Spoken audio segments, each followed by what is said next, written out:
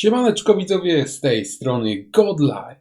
Powiem wam tak, jeżeli w ostatnim czasie naszła was chęć na Skyrima, to mam dla was ciekawą wiadomość. Otóż nie musicie 30 raz grać w tego Skyrima Bethesdy, bo my mamy Skyrima w domu. Nazywa się Tainted Grail Fall of the Avalon. Jest to taka polska gra osadzona w uniwersum Tainted Graila i ona czerpie właśnie całymi garściami z tego kultowego Skyrima Bethesdy. Pytanie, czy warto w nią zagrać? Sprawdźmy. Zacznijmy od tego, o co tutaj w ogóle chodzi. Tainted Grail Fall of the Avalon to polska gra RPG z pierwszej osoby, czerpiąca całymi garściami z nowoczesnych gier RPG jak Skyrim czy Oblivion. Wcielamy się w niej we własnoręcznie stworzonego przez nas śmiałka, który z plotem zdarzeń ląduje w więzieniu w spustoszonej wojną i plagami krainie Avalon. Na dodatek on jest zarażony śmiertelną chorobą pustoszącą całe ziemię Avalonu, czyli Czerwonym Morem. No i naszym pierwszym zadaniem naturalnie jest wyjście z tego więzienia. Jak już nam się uda z niego wydostać, okaże się, że jesteśmy kimś więcej niż tylko zwykłym ziomeczkiem. Mianowicie mamy w sobie cząstkę legendarnego króla Artura, czyli bohatera Avalonu, który niegdyś zjednoczył całą krainę i obronił ją przed śmiercionośnym zjawiskiem na wyspie zwanym Dziwem. Naszym zadaniem będzie podróż przez całe zrujnowane królestwo, by zebrać legendarne artefakty króla Artura i zadecydować o jego losie. Sprawdźmy więc, jak się w to gra. Pierwsze co zobaczymy, jak zaczniemy zabawę, no to jest fakt, jak cholernie ta gra jest podobna do innego kultowego tytułu, czyli do The Elder Scrolls V Skyrim. Kurde, jak tak odpalicie ten tytuł tego Tainted Graila, graliście wcześniej w Skyrima, czy graliście w Obliviona, czy chociażby w ten remaster Obliviona, który wyszedł niedawno, od razu poczujecie się jak w domu. Nawet skille, nawet rozwój postaci, sposób poruszania się, mechaniki rozgrywki są właśnie do Skyrima bardzo podobne. Spytacie, czy to źle? No absolutnie nie, bo to nie jest taka ordynarna zżyna z tego Skyrima, tak? To jest po prostu inspiracja. Tainted Grail dodaje tutaj całkiem sporo od siebie. Mamy całkiem ciekawe drzewko skilli, które się różni jednego od tego ze Skyrima. Mamy bardziej dynamiczną walkę, mamy więcej craftingu, który w Skyrimie był dość upośledzony. Do tego jednak jeszcze sobie dojdziemy. Na razie chciałbym, żebyśmy skupili się na samym świecie Tainted Graila. Ten oparty jest na grze planszowej o dokładnie tej samej nazwie, którą zresztą miałem przyjemność zagrać również z moimi przyjaciółmi. I planszowy oryginał miał ten świat bardzo brutalny, był bardzo mroczny, tam trup ścielił się gęsto, ludzie żyli w ciągłym zagrożeniu. Miał do tego jednak naprawdę unikalny klimat, który do tej gry przyciągał. No i z przyjemnością mogę potwierdzić, że Tainted Grail jako gra wideo genialnie ten klimat planszówki, ten jej styl oddaje. Niby mamy do czynienia dalej z totalnie inną grą, z totalnie innymi mechanikami, tak? Z jednej strony mamy grę planszową, z drugiej strony mamy grę wideo, no to jest kompletnie coś innego, ale jak się w obie te gry zagra, czuć, że one są idealnie ze sobą zgodne, że tutaj jest mnóstwo punktów wspólnych i to do siebie po prostu klimatem pasuje. Twórcy wykonali tutaj naprawdę ogromną robotę, żeby świat Tainted Grail zachwycał. Do naszej dyspozycji oddano kilka głównych lokacji, które diametralnie różnią się między sobą stylem. Mamy tutaj zaśnieżone szczyty, mamy tutaj paskudne bagna, mamy też nawiedzone zamki, których naprawdę straszy. Mało tego, mapy zostały zaprojektowane naprawdę z głową, one nie są tak przesadnie wielkie jak na przykład właśnie w Skyrimie, bardzo dobrze. One są idealnie dobrane pod względem wielkości. Dzięki temu, że są mniejsze, jest na nich więcej ciekawych sekretów, ciekawych smaczków, które czekają na odkrycie i my się tą eksploracją tych map absolutnie nie nudzimy. W trakcie mojej zabawy, mówiąc tutaj brzydko, opierdoliłem każdą mapę z niemal wszystkich lokacji, z niemal wszystkich znaczników. Było to naprawdę przyjemne doświadczenie, fajnie się ją eksplorowało. Idealnie tutaj wyważono ilość tych znaczników, ilość tych sekretów na mapach, a do tego mamy do czynienia z naprawdę fajnym klimatem. No tak to się właśnie robi. Co prawda ta ostatnia mapa, ta zaśnieżona z tego aktu trzeciego jest słabsza niż pozostałe, ale tak czy siak pod względem świata, pod względem lokacji ta gra zasługuje na uznanie, ona potrafi zabłysnąć, czuć ten klimat zagrożenia, czuć, że całe królestwo chyli się ku upadkowi, naprawdę przyjemnie można się w tym świecie odnaleźć. Widać to zresztą też w samych zadaniach i questach. Tutaj od razu powiem, że podobnie jak w przypadku lokacji, ten akt trzeci, ten ostatni jest słabszy niż pozostałe, natomiast cała reszta gry ponownie potrafi zabłysnąć. Tytuł nas dosłownie od samego początku bombarduje naprawdę fajnymi zadaniami pobocznymi, w których nieraz trzeba naprawdę samemu pomyśleć. Nie wystarczy tylko czytać opisy, latać za znacznikami, bo czasem tych znaczników w ogóle tutaj nie ma. My musimy sami wykminić, dojść do ładu, o co w danym questie chodzi. Zresztą tych questów jest całe zatrzęsienie. Mamy pomoc w aborcji dziecka, mamy stworzenie sztucznego serca dla Kowala, mamy też pieczenie śmiercionośnych ciasteczek, mamy intrygi, mamy różne śmieszne sytuacje. Jest tego naprawdę całe mnóstwo, te questy są naprawdę dobre.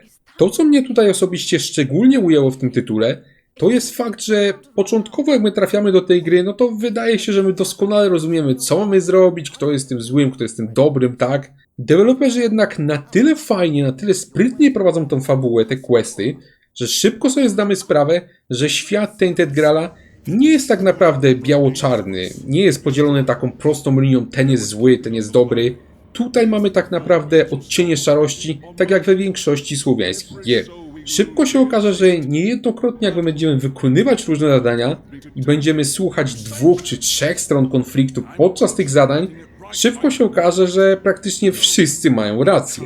Jest tak cholernie czasem ciężko wybrać, że nierzadko czasem się zastanawiałem dłuższą chwilę, co tak naprawdę powinienem zrobić. To zasługuje na spore uznanie, na pewno nie jeden z Was będzie miał sporą zagwozdkę przy robieniu wyborów w tym tytule. No i to prawda, że te zadania są naprawdę ciekawe, natomiast jest tutaj też jeden większy bubble, do którego ja się przyczepię. Pomimo, że mamy tutaj naprawdę mnóstwo ciekawych wyborów, no to muszę przyznać, że rzadko te wybory niosą ze sobą jakieś większe konsekwencje. Fajnie jest wybrać, fajnie, że mamy wybór, natomiast przykro, że nie rodzi to ze sobą jakichś większych konsekwencji, że nie mamy tutaj nic namacalnego. Niemniej, na szczęście ten gęsty klimat i sama jakość tych zadań potrafi nam to wynagrodzić. Gorzej natomiast prezentuje się tutaj już sama walka, niekoniecznie może dlatego, że ona jest drewniana, bo w sumie nie jest drewniana, ona jest dość dynamiczna, to za sprawą możliwości uniku, natomiast jest też cholernie prymitywna, jest naprawdę źle zbalansowana, pomimo że twórcy zaprojektowali naprawdę fajne drzewko rozwoju postaci, tam można robić różne możliwości, tam można kombinować na wszystkie sposoby, żeby stworzyć naprawdę potężną postać, tylko wiecie co?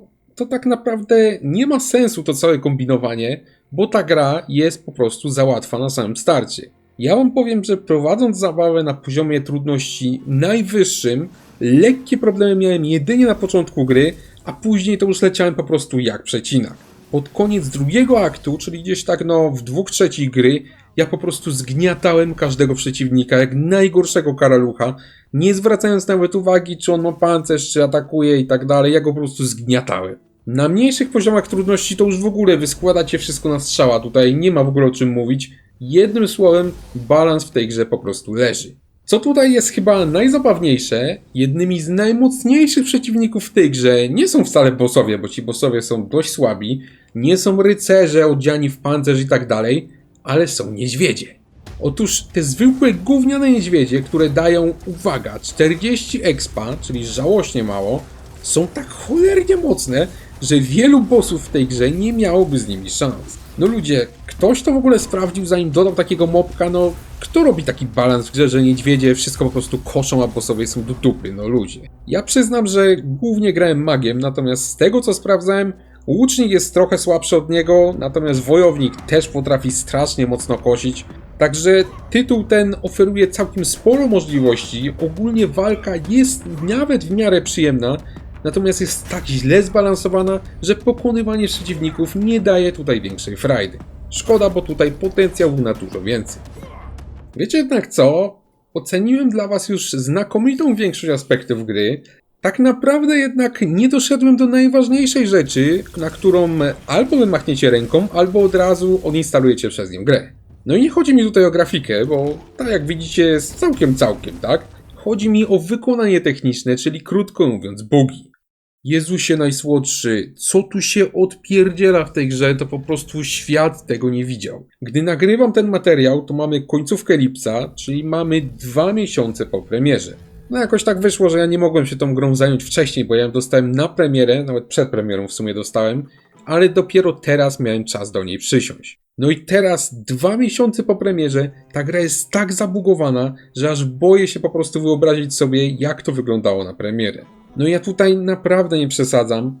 Co 5. próbę zapisu w tej grze dostaję komunikat, że nie można zapisać gry, muszę jeszcze raz próbować. Bezustannie zdarzają się błędy graficzne w stylu, że jakieś tekstury się w ogóle nie ładują, że nagle jakiś teren zaczyna mieć takie dziwaczne paski, które w sumie też nie wiem co oznaczają, albo postacie pojawiają się w samych gaciach. No ja pierdyka. Najgorsze w tym wszystkim jest to, że popsute są także niektóre questy. Tutaj taki będzie malutki spoiler. Jest w grze takie zadanie, gdzie musimy udawać wnuka pewnego dziadka. Ten dziadek jest strasznie uparty i nie chce się poddać leczeniu. Naszym zadaniem jest teraz pójść do domu tego dziadka, dowiedzieć się jak najwięcej na temat jego wnuków, zapamiętać te informacje i później tego jego wnuka udawać. No i przyznacie, że pomysł jest fajny, nie? Taki nietypowy quest, trzeba troszkę samemu pogłówkować, ogólnie fajne. Natomiast wiecie co? Mimo, że ja się tego wszystkiego wykułem na blachę, to ten stary dziad i tak nie chciał mi uwierzyć. Wiecie dlaczego? Bo ten quest jest tak pobugowany, że żeby wam uwierzył ten dziadek, to musicie wybrać złą opcję, nie tą, która ta pasuje do tego, czego się nauczyliście, tylko jakąś kompletnie inną. To zadanie jest tak spieprzone. No i niestety takich zadań jest w grze co najmniej kilka, do tego ciągle zdarzają się crashe, ciągle zdarzają się bugi, co pół godziny ta gra crashuje. Mimo całkiem dobrej grafiki, stan techniczny tej gry jest po prostu kompletną tragedią. Całościowa ocena Tainted Grail Fire of Avalon jest więc naprawdę trudnym zadaniem.